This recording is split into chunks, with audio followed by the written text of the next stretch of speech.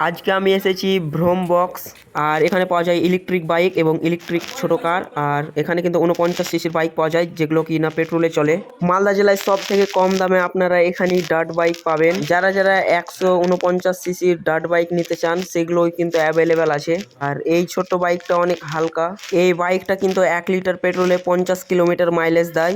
তো আমি এখন আপনাদেরকে একটা বাইক স্টার্ট করে দেখাবো। আর এই বাইকটাতে কিন্তু এখন পেট্রোল নেই, তার জন্য স্টার্ট করা যাবে না।